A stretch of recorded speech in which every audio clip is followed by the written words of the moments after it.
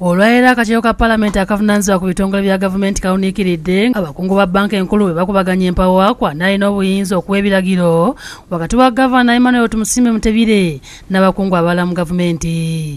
Kiddiridde avunaanyizibwa kulondoola emirimu muyite Director Supervision ejja banka enkulu Benedict Ssekabira okukyasanguza nti ebbanga lyonna ly'amaze ng'akola mu banka enkulu abadde tali wansi wa Gavana Mutebire. It's true the Governor may not have received reports from Ssekabira because Ssekabira doesn't report to Governor at all. That is true. But Ssekabira at the time was appointed to sit in as an agent of the liquidator and was reporting to somebody very far below the Governor. Kino kikanze Mutebire n'abaka omuzindaalo n'asaba Ssekabira addemu annyonnyola ebigambo bye era ayogere baani ababadde bakama be ebbanga lyonna ly'amaze ng'akola mu banka enkulu.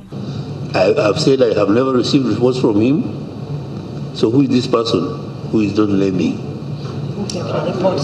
Yes. And the Governor is asking here, Mr. Ssekabira, who is that particular person who could get reports and they could not come to me? That we need to ask that he goes and brings this information. Oluvannyuma amenya Justin Bajenda eyali Director wa Supervision n'ategeeza nti abalala tasobola kubajjukira.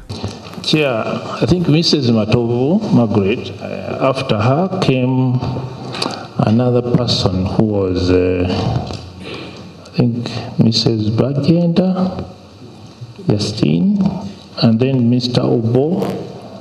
In that order, maybe, yeah.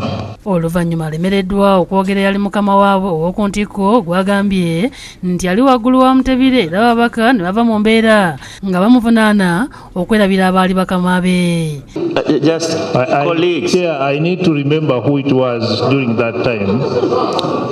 Yeah. Olwaira akakiiko essira kalitadde ku banka bbiri ezaggalwa okubadde Greenland Bank ne International Credit Bank nga zino zaggalwa emyaka 15 emabega. The ICB issue situation was actually... Does this report include the list of depositors? No, it doesn't.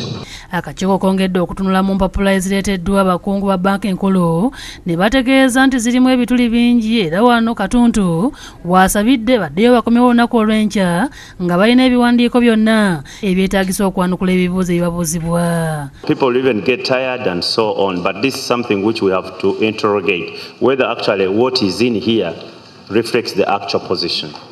Wabula mu kusooka akakiiko kabuuzizza abakulu okuva mu banka enkulu nga balemeddwa okunnyonnyola ku by'obugagga bya banka zino n'okulaga alipoota kwe basinziira okuziggala.